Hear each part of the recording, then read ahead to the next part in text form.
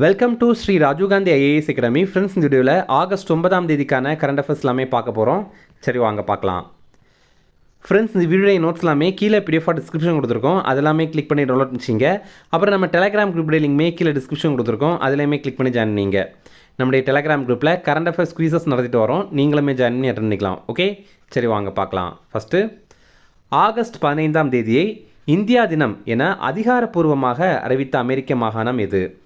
Answer Massachusetts. இப்போ பார்த்தீங்கன்னா அமெரிக்காவுடைய மசாசூசெட்ஸ் மாகாணம் அது வந்து ஆகஸ்ட் 15ஆம் தேதியை இந்தியா தினம் அப்படின்ற மாதிரி அதிகாரப்பூர்வமாக அறிவித்திருக்காங்க.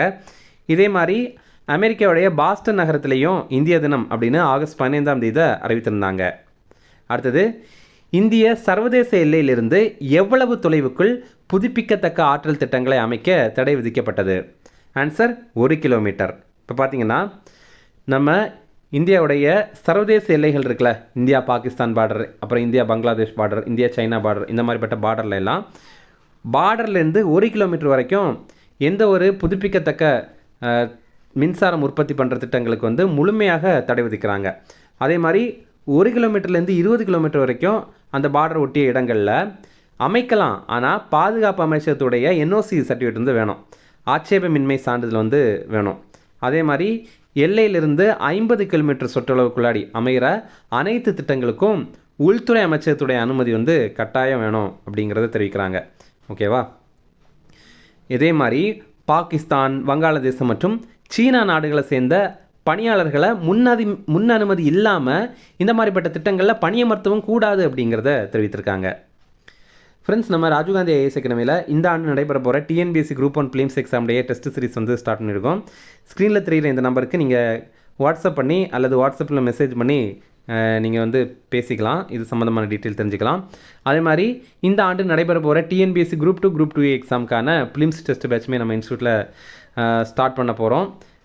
இது பார்த்திங்கன்னா ரொம்ப குறைந்த கட்டணத்தில் வழங்குகிறோம். ஸ்க்ரீனில் தெரிகிற இந்த நம்பருக்கு நீங்கள் வாட்ஸ்அப்பில் மெசேஜ் பண்ணி இது சம்மந்தமான தகவல் பெற்று நீங்கள் இதில் ஜாயின் பண்ணிக்கலாம். அடுத்தது, ஹர் கர் திரங்கா பிரச்சாரம் முதலில் எந்த ஆண்டில் மத்திய அரசால் தொடங்கப்பட்டது? ஆன்சர் 2022. ஹர் கர் திரங்கா அப்படின்னா என்ன அப்படின்னா 2022ஆவது ஆண்டு நமக்கு இந்தியாவுக்கு சுதந்திர தினம் நம்ம ஆகஸ்ட் 15ஆம் தேதி கொண்டாடுறோம்ல, அப்போ அதுக்கு கொஞ்ச நாட்களுக்கு முன்னாடி அந்த டைமில் 2022 தொடங்கும்போது நம்ம இந்தியாவுடைய தேசிய கொடியை பிரபலப்படுத்தணும் அப்படிங்கிறதுக்காக அது வந்து தொடங்கியிருந்தாங்க. நம்ம பிரதமர் மோடி கூட எல்லா வீட்லேயுமே கொடியேற்றுங்க அப்படின்ற மாதிரி சொல்லியிருந்தார். அப்போது இப்போ பார்த்திங்கன்னா அந்த பிரச்சாரத்தை வந்து மீண்டும் தொடங்குறாங்க. ஆனால் இது வேற ஒரு பேரில், அதாவது ஹர்கர் திரங்கா தான், ஆனால் வந்தே மாதரம் பாடலை பிரபலமாக்கணும் அப்படிங்கிறதுக்காக அந்த பாடலை வந்து நம்ம எல்லாரும் கொண்டாடணும் அப்படிங்கிறதுக்காக இந்த பிரச்சாரத்தை வந்து கொண்டு வந்திருக்காங்க.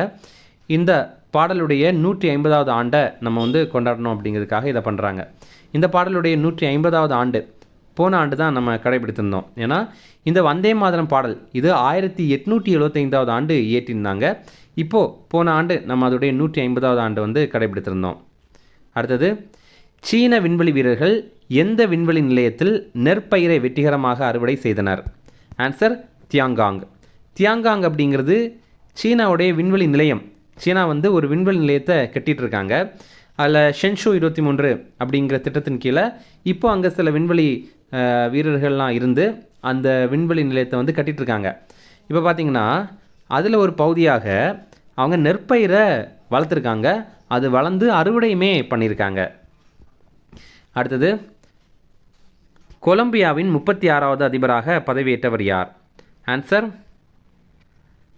அபெலார்டோ டி எஸ்பெரியல்லா. இவர் பார்த்திங்கன்னா கொலம்பியா நாட்டுடைய 36வது அதிபராக இப்போ பதவியேற்றிருக்காரு. அடுத்தது, பெங்களூரு மாநகர காவல்துறை சட்டவிரோத குடியேறிகளை கண்டறிவதற்காக தொடங்கிய சிறப்பு நடவடிக்கையின் பேர் என்ன? Answer operation Mukta. இப்போ பார்த்திங்கன்னா ஒரு சில நகரங்களில் இன்னும் கூட பார்த்திங்கன்னா வேறு நாட்டிலேருந்து வந்தவங்க சட்டவிரோதமாக குடியேறி இருக்காங்க. அப்போ அவங்கள கண்டுபிடித்து அவங்கள வந்து மீண்டும் அவங்க நாட்டிற்கே நாடு கடத்துகிற ஒரு திட்டம் தான் ஆப்ரேஷன் முக்தா அப்படிங்கிறது. இது பார்த்திங்கன்னா ஃபாரினர்ஸ் ஆக்ட் 1946 அந்த சட்டத்தின் கீழே நாடு கடத்துகிற நடவடிக்கையை அவங்க எடுத்துகிட்டு இருக்காங்க. அடுத்தது, ஏர் இந்தியா நிறுவனத்தின் புதிய CEO மற்றும் MDயாக நியமிக்கப்பட்டவர் யார்? ஆன்சர் டேவொல்டே கெப்ரமரியம். இவர் பார்த்தீங்கன்னா ஏர் இந்தியாவுடைய புதிய சிஇஓ மற்றும் எம்டியாக நியமிக்கப்பட்டிருக்காரு. இப்போ ஏர் இந்தியா பற்றி பார்த்தீங்கன்னா முதல்ல 1932 ஆண்டு டாடா ஏர்லைன்ஸ் அப்படிங்கிற பேரில் தான் தொடங்கியிருந்தாங்க. அதுக்கடுத்து பார்த்திங்கன்னா 1953 ஆண்டு இதை அரசுடைமை ஆக்கிட்டாங்க. நம்ம மத்திய அரசு இதை வாங்கிட்டாங்க. அதுக்கப்புறம் அதை மத்திய அரசு தான் நடத்திட்டு இருந்தாங்க. அதுக்கப்புறம் பார்த்திங்கன்னா இது நஷ்டத்தில் போயிட்டு இருந்தது. அதனால் 2022 ஆண்டு இதை வந்து விற்றுட்டாங்க. அப்படி விற்றும்போது கூட டாட்டா நிறுவனம் தான் மறுபடியும் இதை வாங்கிட்டாங்க. ஓகேவா? அப்போ டாட்டாவுடைய நிறுவனமாக தான் இது இருந்தது. அதுக்கப்புறம் அதை கவர்மெண்ட் வாங்கினாங்க. அதுக்கடுத்து இப்போ மறுபடியும் டாட்டா கிட்டே தான் அது இருக்குது. அடுத்தது, எந்த ஆண்டுக்குள் விளையாட்டுத்துறையில் சிறந்த 5 நாடுகளில் ஒன்றாக இந்தியாவை உருவாக்க இலக்கு நிர்ணயம் செய்யப்பட்டுள்ளது? ஆன்சர் 2047.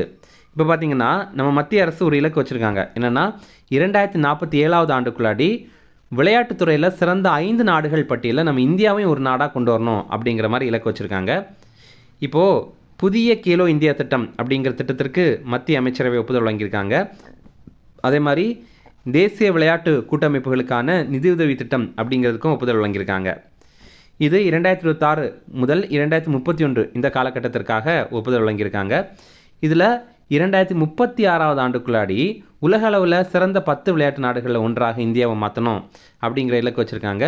அதே மாதிரி 2047க்குள்ளாடி உலக அளவில் விளையாட்டில் சிறந்த 5 நாடுகளில் ஒன்றாக இந்தியாவை உருவாக்கணும் அப்படின்ற மாதிரி இலக்கு வச்சுருக்காங்க. அடுத்தது, இதன் அடிப்படையில் விளையாட்டு மற்றும் கல்வியை இணைக்கிறதுக்கு முன்னெடுப்புகள் எடுத்திருக்காங்க. கேலோ இந்தியா ஃபீடர் ஸ்கூல்ஸ் மற்றும் கேலோ இந்தியா உட்கிருஷ்டா வித்யாலயாஸ் அப்படிங்கிற பெயரில் 2 நிலையங்கள் வந்து அமைக்க போகிறாங்க. 2 ஸ்கூல் வந்து உருவாக்க போகிறாங்க.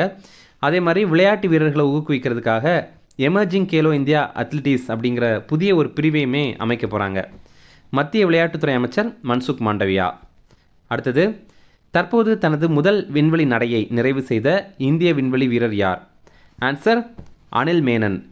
அனில் மேனன் நம்ம இந்திய வம்சாவளியை சேர்ந்த விண்வெளி வீரர். இவர் வந்து இப்போ நாசாவில் பணிபுரிந்துட்டுருக்காரு. இவர் பார்த்திங்கன்னா சர்வதேச விண்வெளி நிலையத்தில் இப்போ பணிபுரிந்துட்டுருக்காரு. அதன் ஒரு பகுதியாக ஸ்பேஸ் வாக் பண்ணியிருக்காரு. விண்வெளியிலே நடந்திருக்காரு. அந்த மாதிரி ஒரு சாதனை இப்போ இவர் படைத்திருக்காரு. அடுத்தது, செயின்ட் லூயிஸ் ரேபிட் மற்றும் பிளிட்ஸ் போட்டியில் சாம்பியன் பட்டம் வென்ற இந்திய வீரர் யார்? Answer R Praggnanandhaa. இப்போ பார்த்தீங்கன்னா அமெரிக்காவில் இந்த செயின்ட் லூயிஸ் ரேபிட் மற்றும் பிளிட்ஸ் செஸ் போட்டி வந்து நடைபெற்றது. இதில் நம்ம இந்திய வீரரான ஆர் பிரக்ஞானந்தா வந்து சாம்பியன் பட்டம் வென்றிருக்காரு. அடுத்தது, இந்தியாவின் அணு ஆயுத ஏவுகணைகளை நிர்வகிக்கும் மற்றும் இயக்கும் பாதுகாப்பு அமைப்பு எது? ஆன்சர் எஸ்எஃப்சி, அதாவது ஸ்ட்ராட்டஜிக் ஃபோர்ஸஸ் கமாண்ட் அப்படிங்கிறது. இப்போ பார்த்தீங்கன்னா அக்னி 4 அப்படிங்கிற பேலிஸ்டிக் ஏவுகணை இப்போது பரிசோதனை முயற்சியில் வெற்றி பெற்றிருக்கு. இது அணு ஆயுதம் தாங்கி செல்கிற திறன் கொண்ட ஏவுகணை. இதை ஒடிசாவில் இருக்கிற ஒருங்கிணைந்த சோதனை களத்தில் தான் பரிசோதனை பண்ணி வெற்றி பெற்றிருக்கு. ஒருங்கிணைந்த சோதனை களம் இன்டகிரேட்டட் டெஸ்ட் ரேஞ்ச் அப்படிங்கிறது. இந்த ஏவுகணை தரைவழி இலக்குகளை தாக்கும். 3500லேருந்து 4000 கிலோமீட்டர் தொலைவில் கூட இதனால் போய் தாக்க முடியும். அடுத்தது, இந்திய பொருட்கள் மீது 100% வரி. அதாவது என்னென்னா, அமெரிக்க மேலவையில் இதற்கான ஒரு மசோதாவை நிறைவேற்றம் பண்ணியிருக்காங்க. இது இந்தியா மட்டும் கிடையாது, ரஷ்யா கிட்டேருந்து எந்தெந்த நாடுகள் அதிக அளவில் கச்சா எண்ணெய் மற்றும் எரிவாயு வாங்குகிறாங்களோ அவங்க மேலே 100% இறக்குமதி வரியை விதிக்கிற ஒரு மசோதா தான். இதில் நம்ம இந்தியாவும் வருது. இது இப்போ அமெரிக்காவுடைய மேலவையில் நிறைவேற்றம் செய்யப்பட்டது. இதில் பார்த்திங்கன்னா இந்த மசோதாவுக்கு அவங்க என்ன பேர் வச்சுருக்காங்கன்னா Lindsey O Graham sanctioning Russia and Iran act of 2026 அப்படின்னு வச்சுருக்காங்க. யார் இந்த லின்சே கிரஹாம் அப்படின்னா, இவர் அமெரிக்காவை சேர்ந்த ஒரு செனட்டர். அதாவது அங்கே இருக்கிற நாடாளுமன்ற எம்பி மாதிரின்னு வச்சிங்களேன். அவர் என்ன பண்ணாருன்னா, கொஞ்ச நாட்களுக்கு முன்னாடி உக்ரைனுடைய தலைநகரான கீவ் நகருக்கு போயிருந்தார். அப்போது அவர் வந்து திடீர்னு உடல்நல குறைவால் மரணம் அடைந்துட்டார். அப்போது அவருடைய பேர் நினைவாக இந்த மாதிரி ஒரு மசோதாவை கொண்டு வந்திருக்காங்க. இது இப்போ வந்து அமெரிக்காவுடைய மேலவையில் நிறைவேற்றம் பண்ணிட்டாங்க. இரண்டாவதாக அங்கே இருக்கிற பிரதிநிதிகள் சபை ஹவுஸ் ஆஃப் ரெப்ரசன்டேட்டிவ்ஸ் அப்படிங்கிறது, அங்கேயும் மசோதாவை தாக்கல் பண்ண போகிறாங்க. அப்படி நிறைவேற்றம் பண்ணிட்டாங்க அப்படின்னா இந்த மாதிரி 100% இறக்குமதி வரியை வந்து கொண்டு வந்துடுவாங்க. அடுத்தது, முக்கிய தினங்கள் பார்க்கலாம். உலக பழங்குடியின தினம், இது ஆகஸ்ட் 9 இந்த ஆண்டுக்கான கருப்பொருள் பழங்குடியின மகப்பேறு செவிலியர்களை கௌரவித்தல், வாழ்வையும் நல்வாழ்வையும் பாதுகாத்தல் அப்படிங்கிறது தான். அடுத்தது, உலக சமஸ்கிருத தினம், இது ஆகஸ்ட் 9 அதே மாதிரி உலக இந்தி தினம் என்னைக்குன்னா அது ஜனவரி 10. உலக ஆங்கில மொழி தினம் ஏப்ரல் 23ஆம் தேதி. அடுத்தது நாகசாகி தினம், இது ஆகஸ்ட் 9ஆம் தேதி.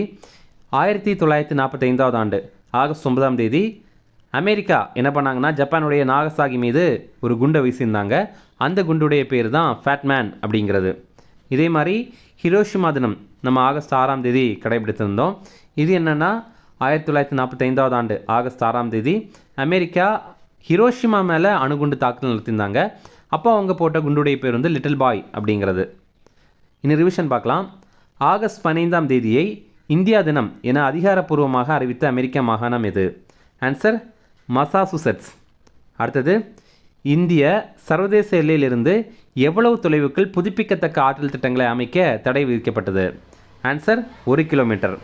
அடுத்தது ஹர்கர் திரங்கா பிரச்சாரம் முதலில் எந்த ஆண்டில் மத்திய அரசால் தொடங்கப்பட்டது?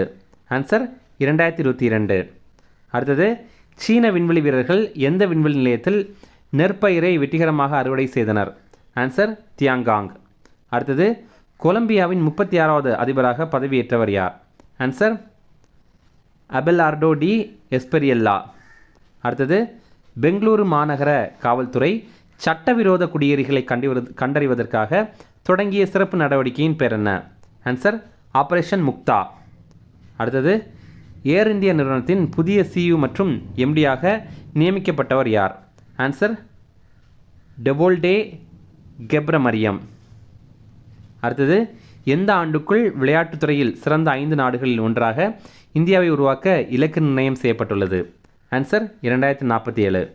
அடுத்தது தற்போது தனது முதல் விண்வெளி நடையை நிறைவு செய்த இந்திய வம்சாவளி விண்வெளி வீரர் யார்? Answer Anil Menon.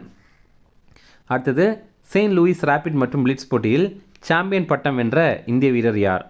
Answer R Praggnanandhaa. அடுத்தது இந்தியாவின் அணு ஆயுத ஏவுகணைகளை நிர்வகிக்கும் மற்றும் இயக்கும் பாதுகாப்பு அமைப்பு எது? Answer strategic forces command. அடுத்தது போன வீடியோவில் நம்ம ஒரு ப்ரீவியஸ் இயர் கேள்வி கேட்டிருந்தோம், அதற்கான ஆன்சர் பார்க்கலாம்.